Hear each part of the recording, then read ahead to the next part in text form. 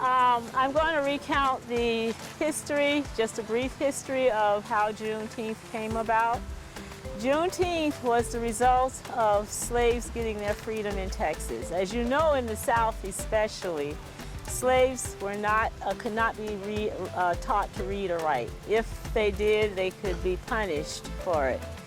In Texas, the slaves were unaware that they were free because Lincoln had actually signed the Emancipation Proclamation January 1st, 1863.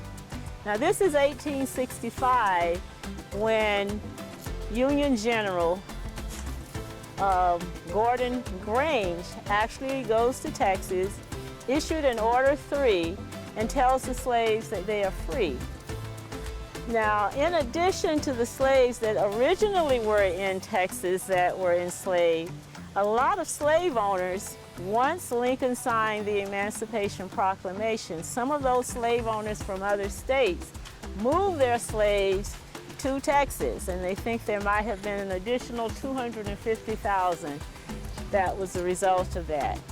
But once General Grange gave his Order 3, he told them that they were no longer slaves, that they were actually an employee of their slave owner, but that they should not leave their homes, that they should stay on the plantation, and this would be an employer and employee arrangement. Now, we don't know how well that went.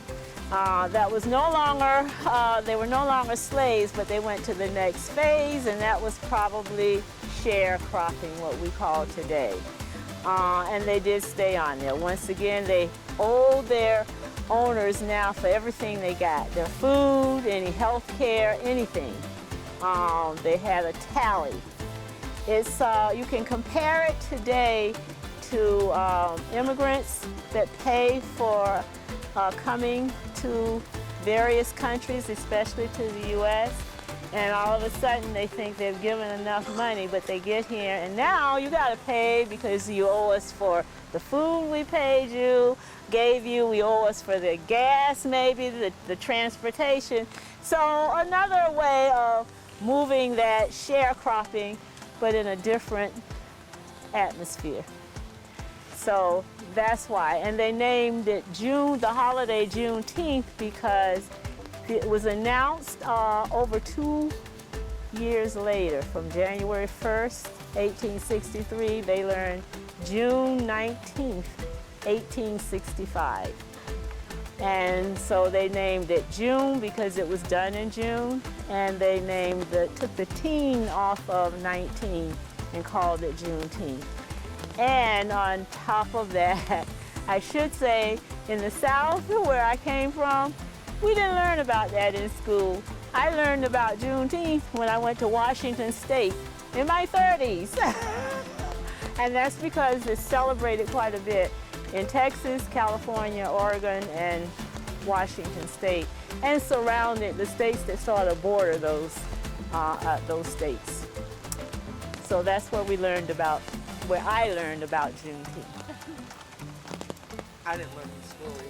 Oh, I think a lot of us didn't. And I think Allison is one of our board members there, and so is Tom here. And Allison did a presentation on Monday on the Juneteenth and what it was all about. And she talked about Jubilee. And when she was talking about Jubilee, we had Jubilee, but it wasn't associated with Juneteenth. It was associated with religious get-togethers. Yeah. It was usually after the service, we would have sort of a potluck. It's like a picnic outside of the church area. Yeah, and that's what I learned about Juneteenth was in church as a Jubilee celebration.